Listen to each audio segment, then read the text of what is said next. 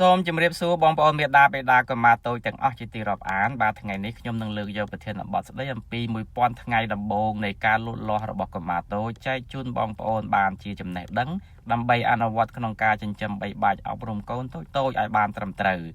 រយៈពេល1000ថ្ងៃដំបូងគឺរាប់ចាប់ពីថ្ងៃបង្កកំណើតរហូតដល់កុមារអាយុបាន2ឆ្នាំពលគឺ270ថ្ងៃនៅក្នុងផ្ទៃម្ដាយ365ថ្ងៃនៅឆ្នាំទី1និង365ថ្ងៃនៅក្នុងឆ្នាំទី2រយៈពេល1000ថ្ងៃដំបូងគឺចាត់ទុកជាពេលវេលាមាសឬពេលវេលាអច្ឆរិយៈនៃការលូតលាស់របស់កុមារទាំងរាងកាយនិងខួរក្បាលដោយនេះមាតាបិតាត្រូវរៀបចំមើលថែនិងយកចិត្តទុកដាក់លើអាហារូបត្ថម្ភឲ្យបានសមស្របត្រឹមត្រូវដែលឲ្យកុមារទទួលបានវីតាមីនប្រូតេអ៊ីនចាំបាច់សម្រាប់ការលូតលាស់គ្រប់យ៉ាងរបស់ពួកគេ1000ថ្ងៃដំបូងត្រូវបានបែងចែកជា4ដំណាក់កាលផ្សេងៗគ្នាការជ្រើសរើសអាហារូបត្ថម្ភត្រឹមត្រូវតាមដំណាក់កាលនីមួយៗជួយឲ្យការលូតលាស់រាងកាយនិងសតិបញ្ញាដំបូងរបស់កុមារមានភាពល្អប្រសើរ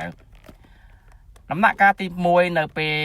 មានផ្ទៃពោះមាតាត្រូវប្រើប្រាស់អាហារូបត្ថម្ភឲ្យបានគ្រប់គ្រាន់និងត្រូវទៅពិនិត្យសុខភាពអំឡុងពេលមានកឲ្យបានទៀងទាត់តាមការណែនាំរបស់គ្រូពេទ្យជៀសវាងការមានជំងឺផ្សេងៗប៉ះពាល់ដល់ទារកនៅក្នុងផ្ទៃរបស់ម្ដាយដំណាក់កាលទី2នៅពេលទារកប្រសូតចេញពីផ្ទៃម្ដាយអាយុ0ខែទៅ6ខែជាពេលដែលទារកត្រូវការអាហារតាមរយៈទឹកដោះម្ដាយហើយនៅពេលដែលមាតាបានបរិភោគចំណីអាហារល្អនាំឲ្យមាតាមានទឹកដោះគ្រប់គ្រាន់សម្រាប់កូនការបំបៅដោះកូនតែមួយមុខគត់ត្រូវបានលើកទឹកចិត្តពីអ្នកជំនាញសុខភាពក្នុងរយៈពេល6ខែដំបូងនេះព្រោះថាទឹកដោះម្ដាយមានសារធាតុចិញ្ចឹមធម្មជាតិគ្រប់គ្រាន់មានអង្គទីក័មានប្រព័ន្ធភាពស៊ាំសំខាន់សម្រាប់ការលូតលាស់និងជំរុញទំនាក់ទំនងរឹងមាំរវាងម្ដាយនិងកូនផងដែរដំណាក់កាលទី3គឺគិតពីអាយុ6ខែដល់12ខែកុមារត្រូវការអាហារូបត្ថម្ភបន្ថែមប៉ុន្តែនៅតែបន្តបំបៅដោះដដែលដើម្បីបំពេញតម្រូវការនៃការលូតលាស់ការផ្ដល់អាហារដែលមានជីវជាតិចម្រុះមានសារធាតុសំខាន់សម្រាប់កុមារលូតលាស់ហើយក៏ត្រូវប្រុងប្រយ័ត្នផងដែរពួកអាហារណាដែលមានសារធាតុបង្កគ្រោះថ្នាក់ដល់កុមារដំណាក់កាលទី4គឺគិតពីកុមារអាយុ12ខែដល់24ខែជាពេលវេលាដែលកុមារអាចបរិភោគអាហារជាមួយក្រុមគ្រួសារនៅរបបអាហារចម្រុះផ្សេងការបង្កើតវប្បធម៌បរិភោគអាហារត្រឹមត្រូវជួយឲ្យកុមារមានទម្លាប់នៃការស្រឡាញ់សុខភាពចាប់ពីវ័យនេះតទៅ1000ថ្ងៃដំបូងគឺជារយៈពេលនៃការរីកចម្រើនផ្នែកខួរក្បាលរបស់កុមារយ៉ាងឆាប់រហ័សនិងមានការផ្លាស់ប្ដូរសំខាន់បង្កើតបានជាមូលដ្ឋានគ្រឹះនៃការអភិវឌ្ឍសតិបញ្ញាសង្គមអារម្មណ៍សម្រាប់ពេលអនាគតដូចនេះបរិយាកាសជុំវិញទំនាក់ទំនងសង្គមការជ្រើសរើសអាហារបរិភោគជះឥទ្ធិពលដល់សុខភាពសុខុមាលភាពរបស់កុមារពេញមួយជីវិត1000ថ្ងៃដំបូងតំណាងឲ្យសក្តានុពលដ៏មហិមានៃសមត្ថភាពខួរក្បាលក្នុងការស្រូបយកទិន្នន័យជុំវិញខ្លួននិងផ្ដល់ឱកាសឲ្យកុមារបានរៀនសូត្របានយ៉ាងលឿនរហ័សដោយនៃការគ្រប់គ្រងដោយវិជ្ជមានការអប់រំដោយក្តីស្រឡាញ់ជំរុញឲ្យកុមារទទួលបានបទពិសោធន៍ល្អៗដែលនឹងជួយឲ្យកុមារមានសតិបញ្ញាស្មារតីនិងការគ្រប់គ្រងអារម្មណ៍និងជំនាញសង្គមបានល្អប្រសើរជាមួយគ្នានេះផងដែរការផ្ដល់បទពិសោធន៍អវិជ្ជមានពីមជ្ឈដ្ឋានជុំវិញភាពតានតឹងឬក៏កង្វះអាហារូបត្ថម្ភឬក៏ការផ្ដល់នៅអាហារដែលមានជាតិពុលការមិនយកចិត្តទុកដាក់ការប៉ះពាល់ផ្លូវចិត្តនានាវានឹងបង្កផលវិបាកមិនល្អយូរអង្វែងសម្រាប់អនាគតរបស់កុមារ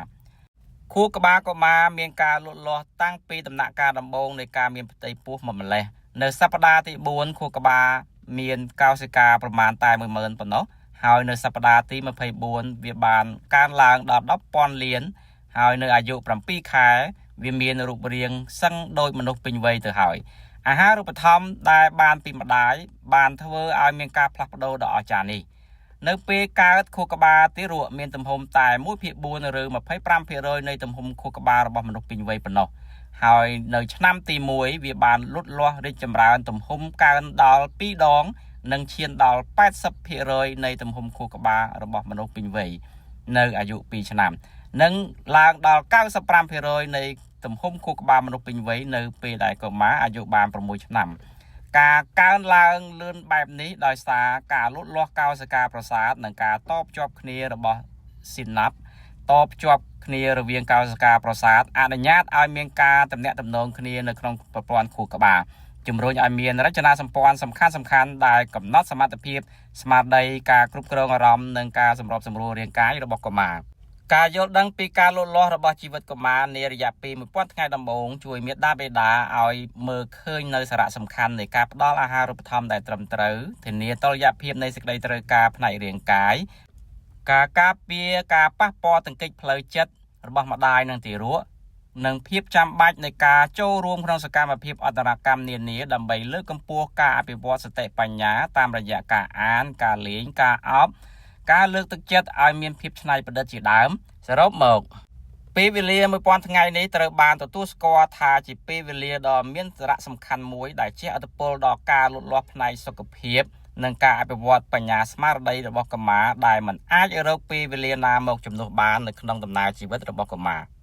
ដូចនេះការយកចិត្តទុកដាក់ចិញ្ចឹមបីបាច់កុមារបានល្អក្នុងរយៈពេលនេះនឹងជួយឲ្យកុមារមានគ្រឹះរឹងមាំផ្នែក IQ និង EQ ដើម្បីកសាងនិងអភិវឌ្ឍសក្តានុពលផ្ទាល់ខ្លួនពេញមួយជីវិតរបស់ពួកគេសូមមេដាបេដាចងចាំថាការផ្ដល់ក្តីស្រឡាញ់ដោយឥតលក្ខខណ្ឌការមើលថែទាំសុខភាពបានល្អនិងការផ្ដល់បរិយាកាសចិញ្ចឹមបីបាច់ដោយរីករាយ